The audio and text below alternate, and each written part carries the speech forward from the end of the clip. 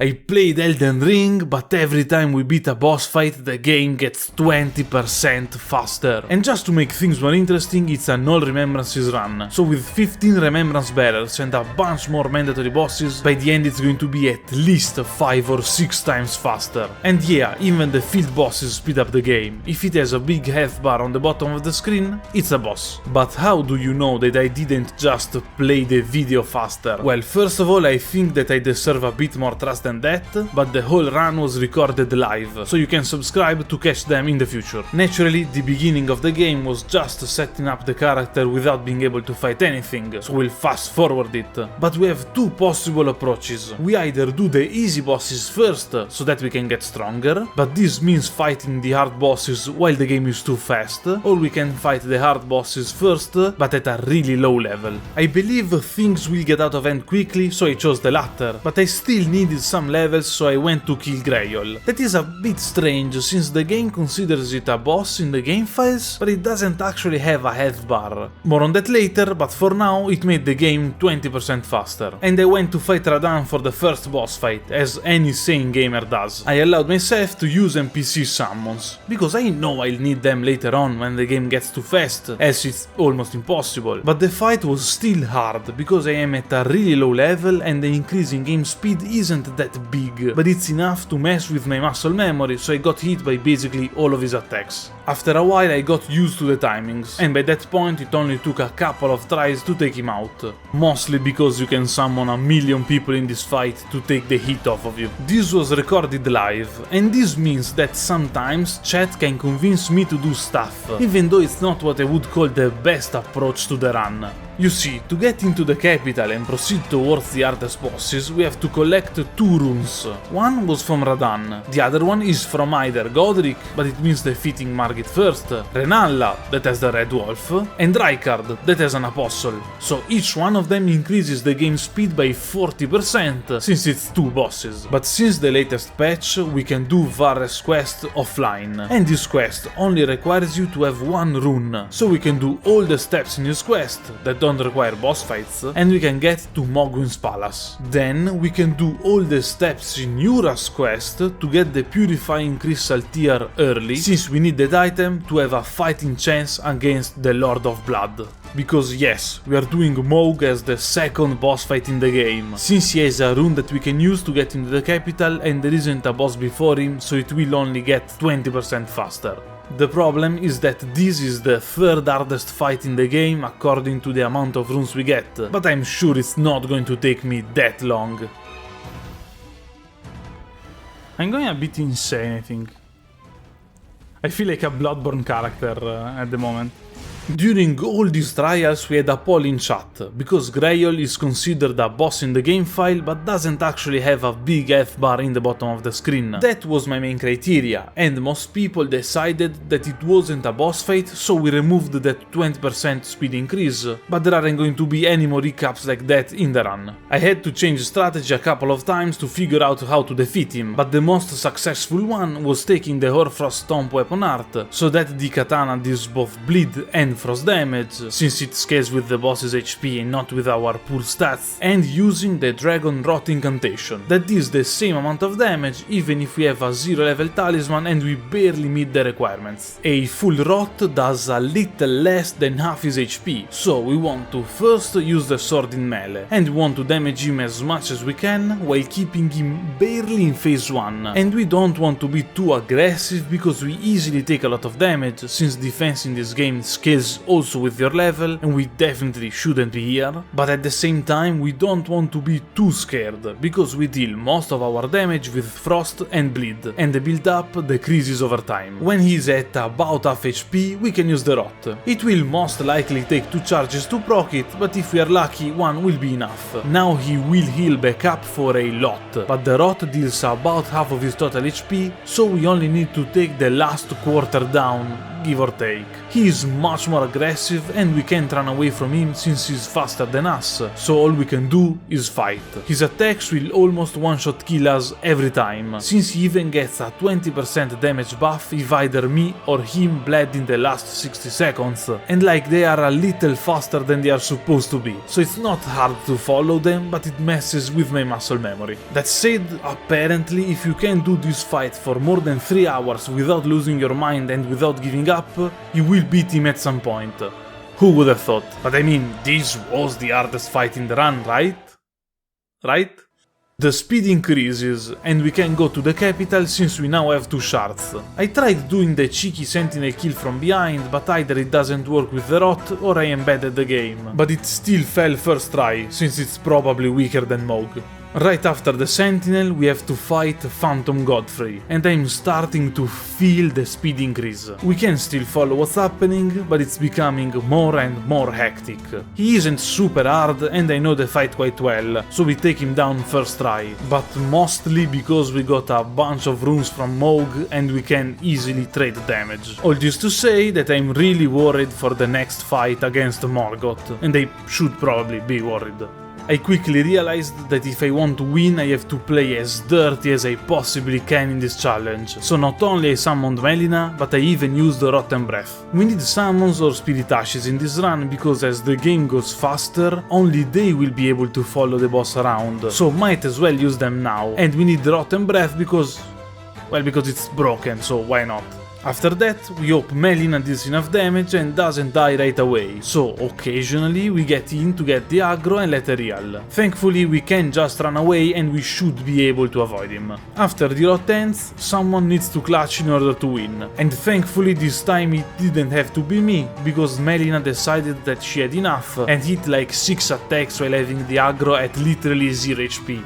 So the game is now running twice as fast. In this absolutely normal run progression, we want to fight Malenia as soon as we can, since she is probably going to be the hardest boss, so we head for Castle Sol. I died a bunch at first, since it's a 3 vs 1 and these frost explosions are too fast, so I can't reliably dodge them, but then I realized that we can just use Rotten Breath and run around him. It's fast enough that we sometimes get jumpscared by the knights dashing, but it's also fast enough that it doesn't take too much time to do it. We need to do it 3 times and he's going to build up resistance to it at the end, but he basically walks around for all the fight and his attacks are telegraphed enough that we can dodge them. Now, after losing our mind a bit trying to light up flames defended by people with machine guns, we can get into the Haligtree and we have to fight Loretta. Also, yeah, this is regular Loretta before Phantom Loretta, and no, the Phantom won't despawn, it will still be there. She's too fast, so we can't take her down in melee, but we can get a free rot when the fight begins. It's still not over, because the rot will deal less than half HP and she has many ranged attacks, so we can get a second rot proc, but we will probably take damage, and when she goes into phase 2 we won't be able to do it anymore. To defeat her, we want to take the Crimson War Bubble Tier. That, when drank, will make so we won't take damage for 15 seconds, and instead we get healed for 5% of our max HP. Well, 6 seconds in this run, but you get the point.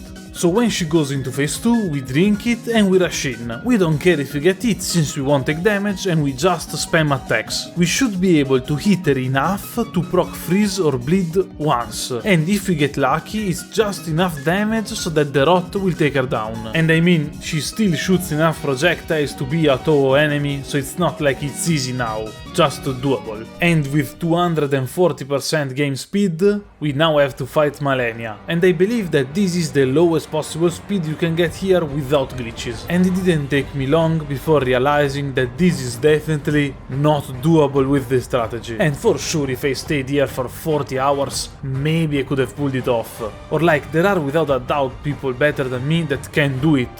But I decided to pivot because I don't think that watching someone lose their mind is particularly enjoyable. I mean, maybe for the first couple of hours. So all the pain we endured to get here with as few bosses as possible, like Mohg as the second fight, is wasted?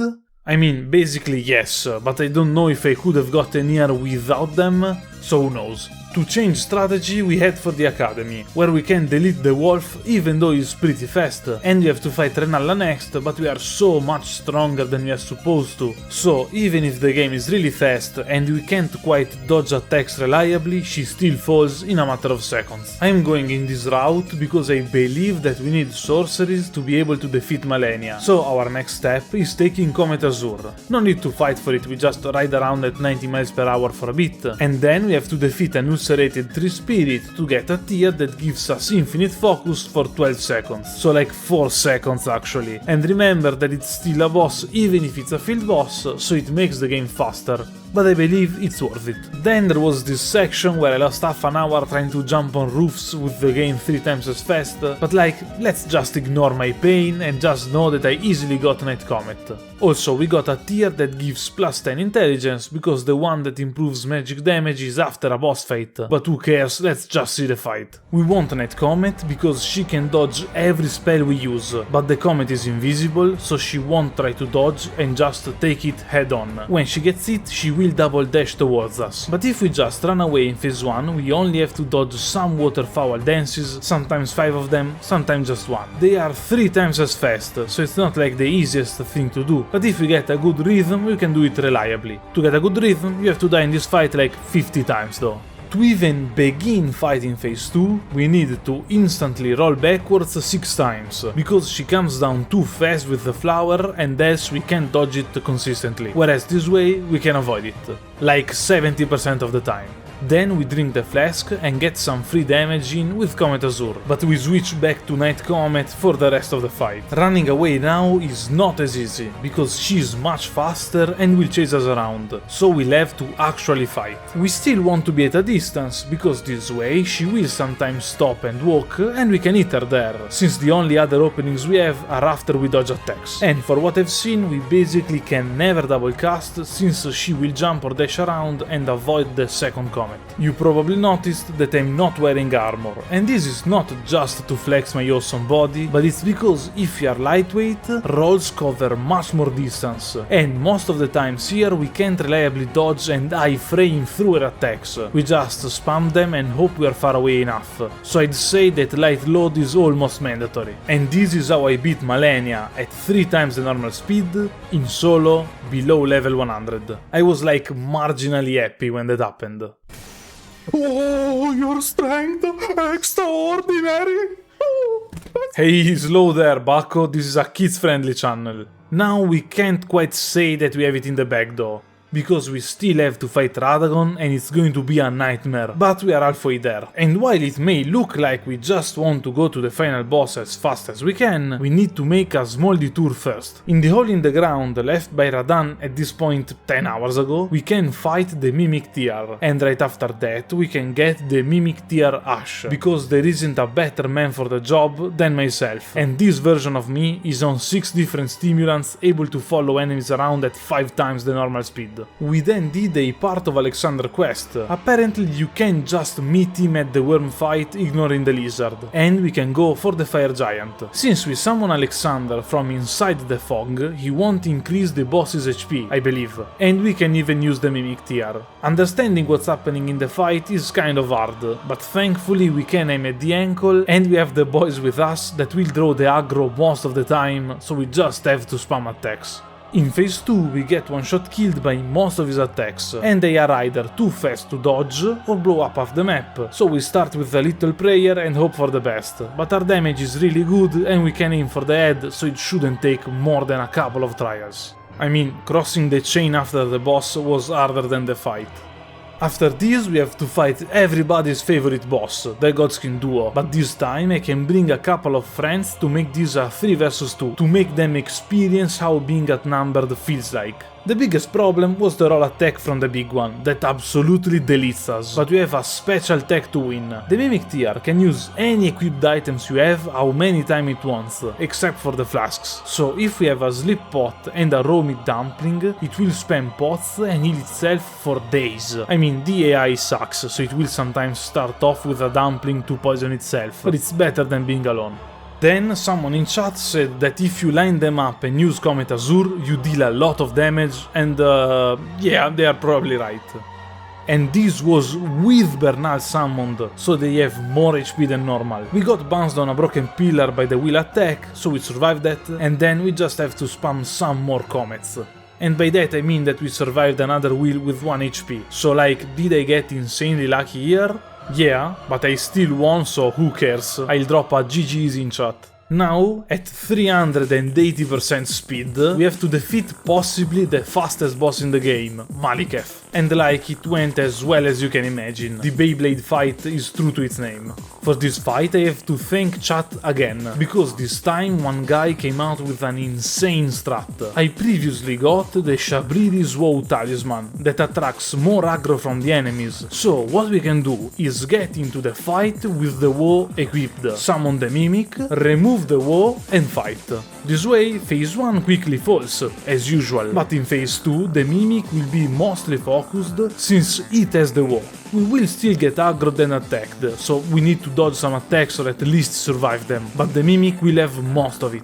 While that happens, we have to unleash every spell we can on Maliketh, and most of the time, if we get aggroed at the right moment, we die, but we don't really care. We go all in, and if we get a little lucky, we win. Also, I am not like 100% sure the Woe strategy works, because getting aggroed is kind of weird and I don't have a real way to verify it, so take it with a pinch of salt. Gideon can be a problem if you use magic and you don't take him down in the first try when he makes his speech, but I guess you'll have to come up with your own strategy since I did take it down first try, and right after that we have to fight Godfrey at 420% game speed, so I was afraid it was going to be a nightmare. Usually you can take down his first phase with the Comet Azure, but not in the first try since you spawn near him and he instantly attacks. We got a hero Mimic this time. He had the aggro for basically all the fight and survived, but here the real problems begin. He has grabs that catch rolls easily and they are incredibly fast, so it's going to... Wait, I don't die? I don't even take that much damage. I mean, I am at a high level, that's true, and the Mimic clutched it out, but like... Please, Mimic? If there's one boss fight I didn't think was going to be first try, it was Oralu. The Radagon fight is on a whole different level though. Like, watch how most tries go, it speaks for itself. It's definitely too fast to be able to dodge attacks, and I mean we almost can't understand what's happening on screen in general. To make this even harder, Radagon can sometimes block our spells and shoot some small light beams at us. Not like you can see it happen at this speed, so you have to trust me on that. Even if we get lucky, don't get one-shot killed as the fight begins and manage to get to phase 2, it's not like it's over. With the Mimic summoned, the fish won't always start with the fire breath, and even if it does, we can't delete it with the comet, so we have to change strategy. I was reluctant at first because we need to beat a really optional boss to do this, but I still decided to do a portion of Millicent's questline. In short, we have to defeat Commander O'Neill so the game gets faster, and then we talk with Millicent and Gory a bunch after getting the Valkyrie arm. All this to get past the threats, a spell that does wonders against big enemies like the fish. We respec to a faith build, take the black flame from a book, and we can get in. The first step is not getting killed as we spawn, and we can't do anything about it. We summon the Mimic, and if Radagon spends lightning bolts, it's over. Then we run away and start using the black flame. Radagon is weak to fire because of all the burning the tree stuff, so this shouldn't take too long. I mean, also because the game is running 4.6 times as fast as it should, and we are ready for phase 2. This fight is very luck based and a bit insane. Pest Threads melts through the fish, but to cast it we have to be stuck in one place, so we risk getting deleted. Also because it's impossible to understand what's happening, so we can't dodge. Still, we have very few openings, but if it decides to focus the Mimic or stand still, well, this happens. The last very scary boss is dead, but now the question is, can we defeat the remaining ones, or is someone like Fortisax at 640% speed going to be literally impossible? Can Rykard crash my PC? I feel like it's going to be a massacre though, so DJ, spin something good. First in line is Rykard himself, and here, thanks to chat, I discovered that you don't need to fight the Apostle first if you do the 3 invasions required for the questline. But we still can't do it before the capital to get the rune, because the 3rd invasion is in the Frozen Lands. Also, we get the hardest armor in the game, and I died like 50 times against the last guy. And they don't have health bars on the bottom, so they aren't boss fights. Now we can fight Rykard, and in case you didn't know, you can upgrade the gimmick weapon that you need to use against him. The Mimic will use it too, and now it's so fast that we can dodge attacks with just spam and hope it works. We are at a high enough level that we don't get deleted, and if the snake focuses the Mimic half the time, we are in a pretty good spot, so it's not that hard all in all. Plus, the PC only crashed like 5 or 6 times. Placidus is next, and the hardest part was getting to their arena. No, like, I'm not kidding, I died that many times getting there. This isn't even half of them, but like, this is a fast-paced video, we need to go fast like the game. Okay, wait, not this fast. We have Black Blade with us, but at 5 times the speed we can't do much if not running away from the multiple lightning strike attack, try to get in when they stop, and put all of our faith into the Mimic. We need to deal a lot of damage as fast as we can, because every time they lose some HP, they fly away and come back down. An attack that hits us like a truck and is almost impossible to dodge. Also like a truck. We died while killing them, but we got the Remembrance and the Grace on their arena, so it's all good. 18 hours into the game, we can begin Ranni's quest, and we need to fight Phantom Loretta, even though we already beat regular Loretta. Lore Masters can for sure explain why that's the case, but I only care about speed and damage at the moment. Blame the music. With her quest, we can get into the inverted tower to get a key item. Honestly, it was easier than I thought it would be, and we stopped to fight Hassel along the way. It's not the cleanest fight I ever did, and for some reason I even managed to dodge some attacks this time, but we got it down first try thanks mainly to the Mimic that took some hits for the team and probably did more damage than me. Next, we want to go for Fortisax, that has enough particle effects to melt my PC at this speeds. So first we need to beat the gargoyles, and even with the Mimic and at a super high level they were annoying. The fact that now I can't even process my own moves going out doesn't help. Then we have the hardest part in the run, going up these routes, and no, this is not a joke. And then we have to defeat Fia's buddies. Thankfully we have the Mimic, and Black Blade not only deletes them, but it even has a pretty good range. In case you're wondering, no, they count as one boss fight, so it's not going to be 60% faster, but I mean not that it would change that much at this point. I decided to go for the cheese route against Fortisax, so I switched back to the sorcerer build to kill him with the Comet Azure. It didn't work, but the other Comet is still really good and our damage is insane. I mean, it was still kind of hard in that we almost died and it's impossible to understand what's going on. The Deer is next. It's really weak to magic and it's an early game boss, so it's very easy. It fell through the map. I'm not going to replay the whole run because of this. And we can go towards Godric. Also, in case you are wondering where Margit is, he is Morgoth, so the moment you defeat Morgoth, Margit disappears. The game is so fast that we can't even delete him with the Comet, but like it's still Godric. There is one last, very hard boss remaining, and with this final fight I'll say that you can beat Elden Ring with the game getting faster after every boss. You can come and catch me live recording other videos on this very channel, and if you like the video, leave a like or even subscribe. I'll see you next time. Well, you'll see me. See the video at least. Why do I always mess up the outro? The game was so fast that I forgot to make a joke about Melina burning herself. So she tells us that her favorite